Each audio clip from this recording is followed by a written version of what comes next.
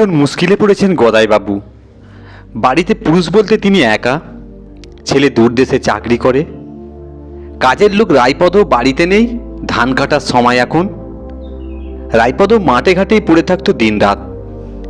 কলকাতা থেকে ভাগ্নে মামলু আর তার বন্ধু বাচ্চু বেড়াতে এসেছে এ সময়ে। একটা জরুরি কাজে গদাইবাবুকে শহরে যেতে হবে আজই। কাজ সেরে ফিরতে একদিন দেরি হবে। মামলু আর বাচ্চুকে বাড়িতে ফেলে রেখে যাওয়া ঠিক কথা বলে মনে করছেন না গদাইবাবু। দেশ গাঁ এখন নিরাপদ নয়, চারিদিকে ডাকাতের যাও উপদ্রব। এমনিতেই সন্ধ্যা হলে বিশাল বাড়ি খাঁ খাঁ করে।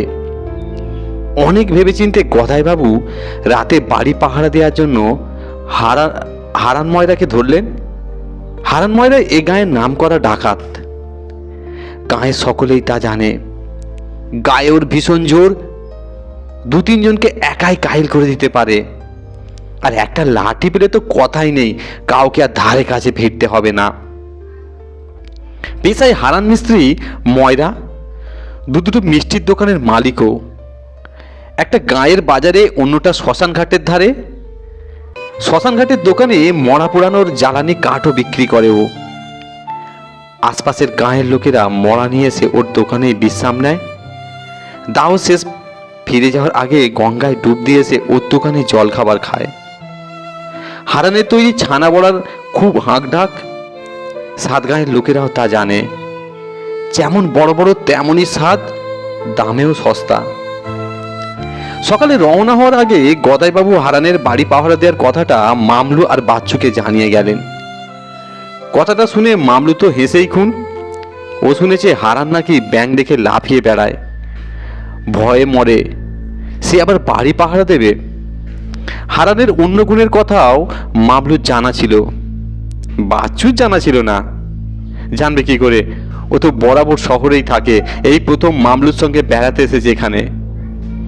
মামলু আর বাচ্চু দুজনে সেদিন হারানকে জব্দ করার ফোন দিয়ে হাঁটলো।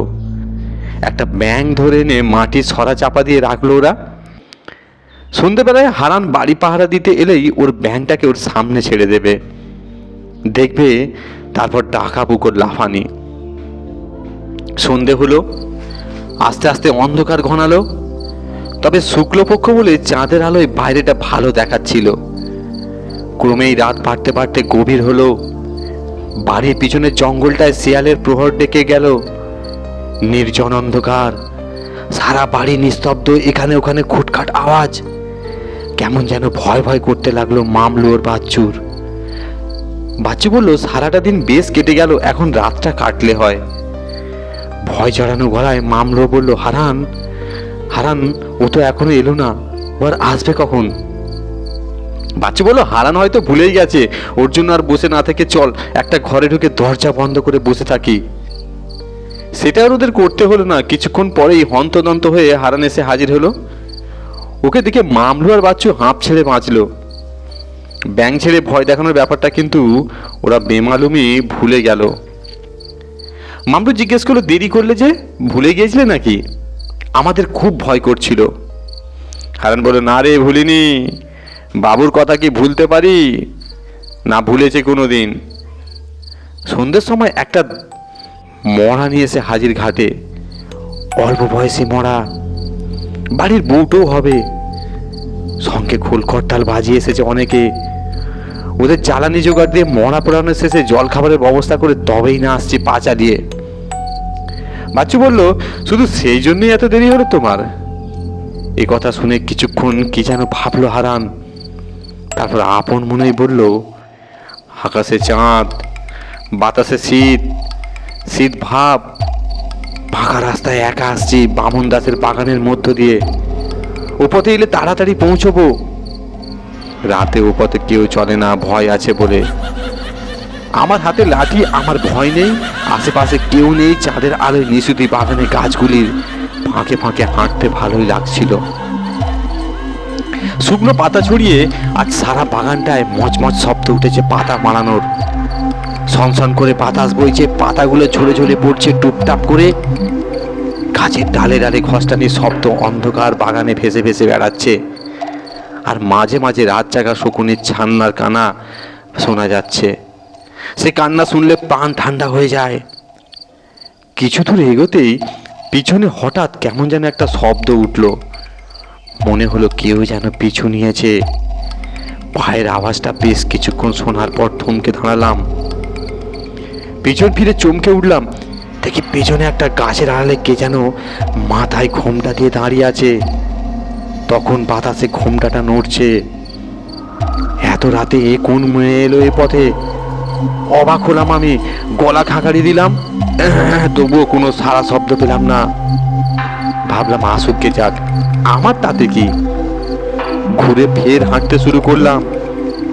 সঙ্গে সঙ্গে পিছনে আবার সেই পায়ের আওয়াজ শুনতে পেলাম। তার মানে ও আমার পিছু নিয়েছে। হাঁক ছেড়ে বললাম, কে কে ওখানে? কিন্তু কোনো সাড়া পেলাম না। ফিরে দেখি সেই একইভাবে দাঁড়িয়ে আছে মেয়েটা ঘোমটা থেকে। কে হতে পারে ও? হঠাৎ গাটা ছমছম করে উঠল। কতদিন রাতে দোকান বন্ধ করে টাকা পয়সা নিয়ে বাড়ি ফিরেছি, কখনো তো এমন কিছু হয়নি আমার সাথে। আজ এ কে এলো ঝামেলা করতে? আমার কথা সারা গাঁয়ের লোক জানে, কারো সাহস হবে না সামনে আসতে। কিন্তু এ তো মেয়ে লোক, হাতের লাঠি গায়ের জোরেতে এর উপর খাটানো যাবে কিনা ভাবছি। কি করব ভাবছি দাঁড়িয়ে, হঠাৎ দেখলাম ঘোমটার আড়াল থেকে যেন ও মুখ বার করলো। ভীষণ রাগে আবার আমি চেঁচিয়ে উঠলাম, কে কে ওখানে? তবু কোনো উত্তর পেলাম না। অন্ধকারের মাঝে চোখ সয়ে যেতে ওর মুখের ছবি যেন একটু স্পষ্ট হলো। তাকিয়ে ভালো করে দেখে আমি হতভম্ব হয়ে গেলাম। ভীষণ ভয়ে কেঁপে উঠলাম। একটু আগে যে অল্প বয়সী বউটাকে চিতায় তুলে এসেছি, এ তো সেই পথ আগলে দাঁড়িয়েছে। আমার হাত পা কাঁপতে শুরু করলো। ভাবলাম অজ্ঞান হয়ে পড়ে যাব আমি। মনকে বললাম, থাক, কি করে হবে। কোথাও আমার মনের ভুল হচ্ছে, সে করেই হোক ভয় আমায় জয় করতেই হবে, নইলে মরবো আমি। সাহস করে এগিয়ে গেলাম যা থাকে বড়াতে। একটু এগোতেই ভয়ের ঘোর কাটলো। দেখলাম ওটা ঘোমটা মাথায় বউটা কিছুই নয়, ওটা একটা ছোট কলা গাছ। পাশের বড় গাছটার ফাঁক দিয়ে চাঁদের আলো এসে ওটার উপর পড়ায় ওরকম দেখতে হয়েছিল। হাওয়ায় দুলছিল বলে মনে হচ্ছিল ও ঘোমটা সরাচ্ছে।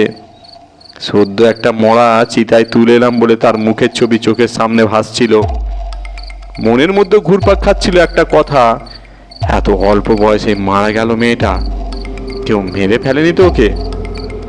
এসব চিন্তা থেকে এমন ভুল দেখা, এই চিন্তায় মনের মধ্যে ছিল সারা পথে। হাওয়ায় পাতার নড়াচড়াকেই আমি তাই পায়ের শব্দ বলে ভুল করেছি। অন্য কোনো ছোট চারা গাছের চাঁদের আলো পড়তেই ওভাবে দাঁড়িয়ে থাকা বউ বলে প্রথমে ভুল করেছি। হয়তো ভয়ও পেয়েছি মনে মনে। সে ভয় থেকে এত সব কাণ্ড। এই পর্যন্ত বলেই থামলো হারান। ও থামতেই মামলু আর বাচ্চু হো হো করে হেসে উঠে বলল, ভয়ে আতঙ্কে দম চেপে বসে ওরা দুজনে এতক্ষণ হারানের গল্প শুনছিল। হারানও হাসতে হাসতে বলল, সেই জন্যই তো এখানে আসতে এত দেরি হয়ে গেল। তবে এই ঘটনাটা যেন আর কাউকে বলিস না, বুঝলি? তাহলে আর আমার মান থাকবে না এ গায়ে। ধন্যবাদ। গল্পটি শোনার জন্য আপনাদেরকে অসংখ্য ধন্যবাদ। আপনারা সুস্থ থাকুন, ভালো থাকুন।